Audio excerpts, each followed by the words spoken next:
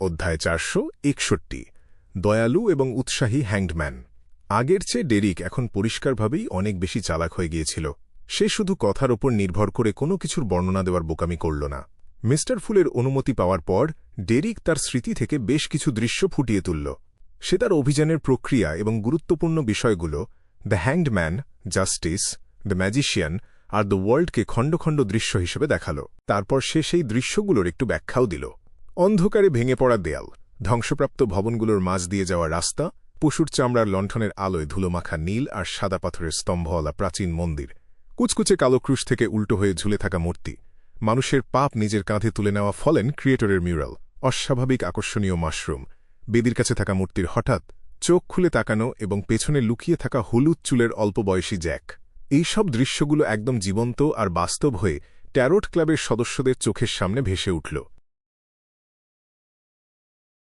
অন্ধকার আর থমথমে পরিবেশ, প্রতিটা পদক্ষেপে বিপদের আশঙ্কা আর দসানের অভিজ্ঞতার অদ্ভুত সব ঘটনাগুলো অড্রে হলকে বেশ উত্তেজিত করে তুলল।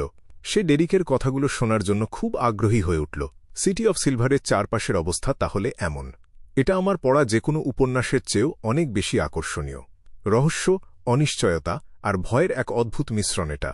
অবশ্যই ওখানে বসবাসকারী মানুষদের জন্য এটা মোটেও ভালো কিছু নয়। অড্রের মাথার ভেতর অনেক রকম চিন্তা ঘুরপাক খাচ্ছিল। তার শুধু মনে হচ্ছিল সে যদি এখনই একজন ডেমিগড লেভেলের শক্তিশালী কেউ হয়ে যেতে পারত আর সেই অন্ধকার আর ঝড়ের রাজ্যে অভিযানে বের হতে পারত।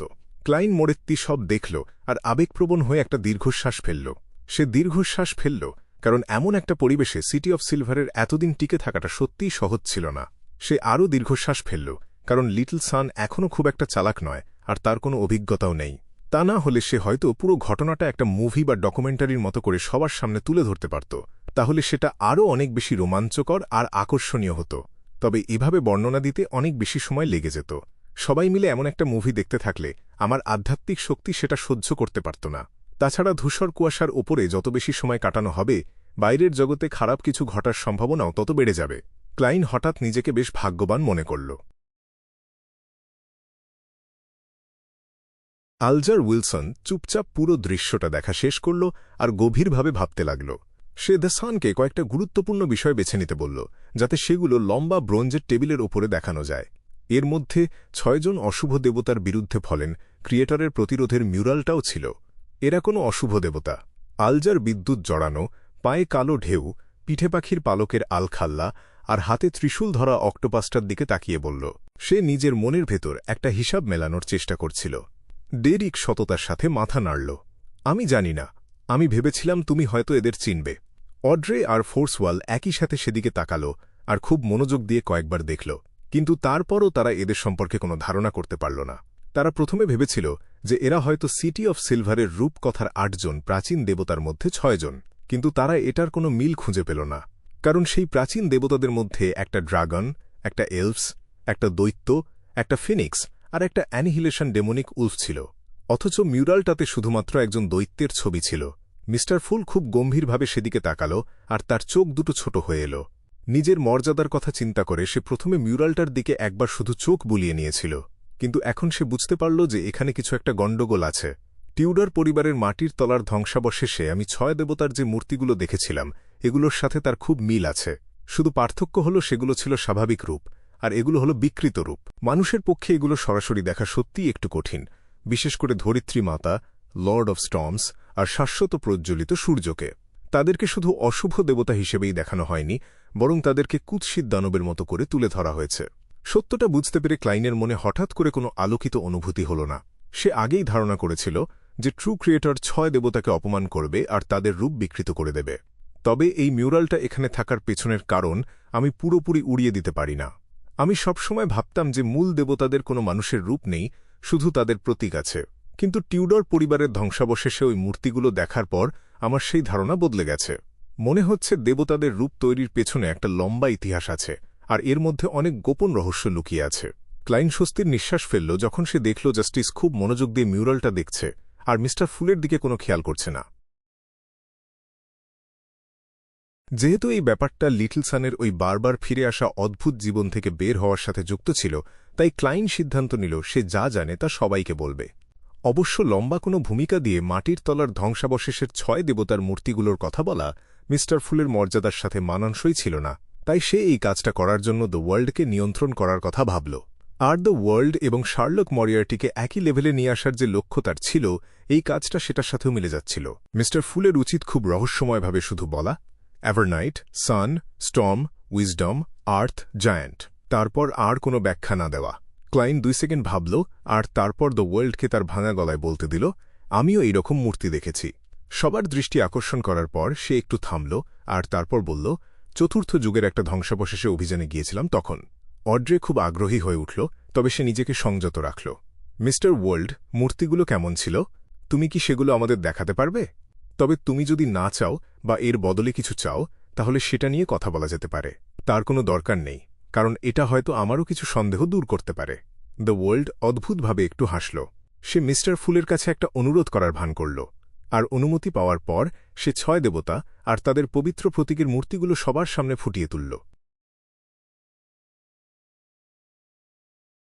পূর্ণিমার চাঁদের দিকে মাথা রেখে থাকা এক নারী, যার পরনে ছিল স্তরে স্তরে সাজানো অনেকগুলো অস্পষ্ট পোশাক, তাকে দেখতে অসম্ভব সুন্দর লাগছিল।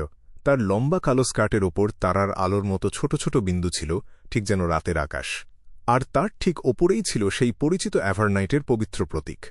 অড্রে সাথে সাথেই চিনতে পারল, এই হল সেই অ্যাভারনাইট গডেস যার সে পূজা করে। মিউরালের বাম দিকের ওপরের কোণায় থাকা অশুভ দেবতার সাথে এই মূর্তির সবচেয়ে বেশি মিল ছিল। তবে এই মূর্তির চেহারা অনেক বেশি মানুষের মতো, আর এর চারপাশে কোনো অদ্ভুত চোখ লুকিয়েছিল না। কি ভয়ঙ্কর অপমান! এটা গডেসের জন্য চরম অপমানজনক।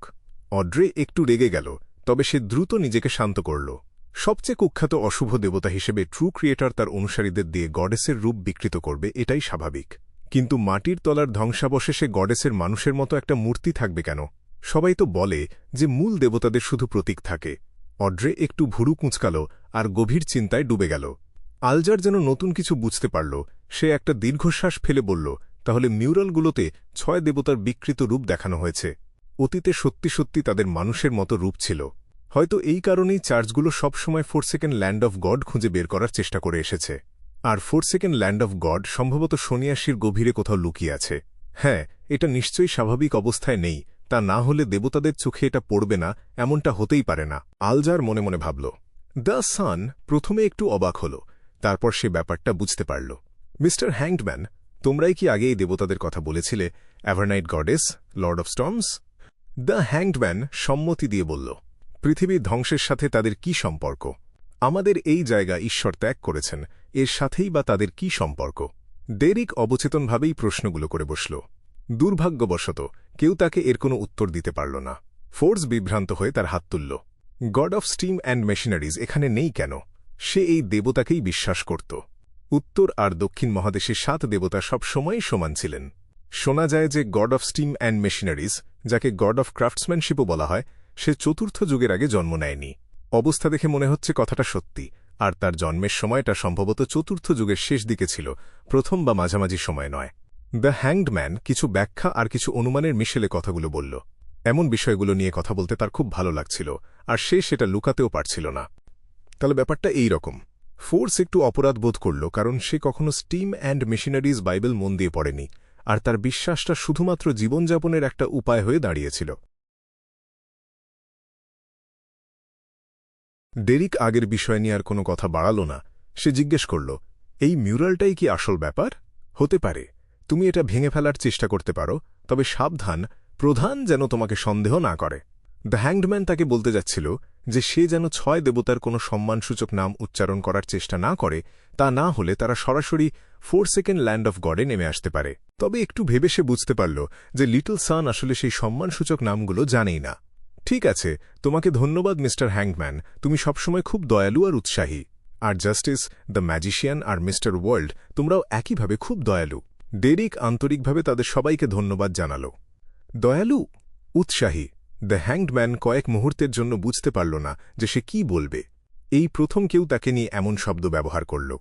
আলোচনা শেষ হওয়ার পর ক্লাইনের হঠাৎ একটা কথা মনে পড়ল। আগে ট্রু ক্রিয়েটরের ওই পরিত্যক্ত মন্দিরে অভিযান চালানোর সময় city of silver rose redemption নামটা খুঁজে পেয়েছিল, তবে তারা মনে হয় এই নামের দিকে কোনো মনোযোগ দেয়নি। এটাকে কোনোভাবেই এড়িয়ে যাওয়া যায় না। মাটির তলার ধ্বংসাবশেষের ওই অশুভ আত্মার কথা অনুযায়ী এই গোপন সংগঠনটা ফলেন অ্যাঞ্জেলদের দ্বারা পরিচালিত হয়, আর এটা কোনোভাবেই টুয়ালাইট হার্মিট অর্ডারের চেয়ে কম শক্তিশালী নয়। হয়তো এই চক্রাকার সময় তারাই তৈরি করেছে। এই কথা ভাবতে ভাবতে মিস্টার ফুল, যে এতক্ষণ উঁচু পিঠওয়ালা চেয়ারে সোজা হয়ে বসেছিল, সে একটু আরাম করে বসল আর লম্বা টেবিলের প্রান্তে আঙুল দিয়ে টোকা দিতে লাগল। অড্রে সাথে সাথেই মাথা ঘুরিয়ে মিস্টার ফুলের দিকে তাকাল। সে উত্তেজনার সাথে অপেক্ষা করছিল যে মিস্টার ফুল কোনো ইঙ্গিত দেয় কিনা। The hanged man, the sun, the magician আর দ্য ওয়ার্ল্ডও খুব আগ্রহ নিয়ে মিস্টার ফুলের দিকে তাকাল। কুয়াশার মাঝে বসে ক্লাইন হালকা হাসল আর বলল, রোজ রিডেমশন। রোজ রিডেমশন? সেটা আবার কি? এই পরিস্থিতি থেকে বের হওয়ার এটাই কি আসল উপায়? একদম ঠিক। মন্দিরের ওপরের দিকে একটা মিউরালের এক কোণায় এমন একটা নাম লেখা ছিল। ডেরিক মনে হয় কিছু একটা বুঝতে পারল। আলজার, অড্রে আর ফোর্সও নামটার কথা মনে করতে পারল, আর তারা রোজ রিডেমশন নামটাকে খুব গুরুত্ব দিল। তবে মিস্টার ফুল আসল যে অর্থ বোঝাতে চাইছিল সেটা তারা পুরোপুরি বুঝতে পারল না। সম্মানিত মিস্টার ফুল, রোজ রিডেমশন দিয়ে কি বোঝায়? অড্রে হাত তুলল আর নিজেই প্রশ্নটা করল। এবার ক্লাইন শুধু একটু হাসল আর কোনো উত্তর দিল না। তার চিন্তাটা ছিল খুব সাধারণ। এই রোজ রিডেমশন সংগঠনটা ট্রু ক্রিয়েটরের সাথে খুব গভীরভাবে যুক্ত ছিল। মন্দিরে যাই ঘটুক না কেন সেটা কোনো না কোনোভাবে তাদের দিকেই ইঙ্গিত করবে। এই নামটাই আসল ব্যাপার কি না সেটা নিয়ে ক্লাইন খুব একটা নিশ্চিত ছিল না, আবার চিন্তিতও ছিল না। কারণ দিন শেষে যে কোনো কিছুর ব্যাখ্যা দেওয়ার অধিকার তো তার হাতেই ছিল। দ্য সান আর অন্যরা যদি আসল অর্থ বুঝতে ভুল করে তাহলে সেখানে মিস্টার ফুলের দোষ কোথায়?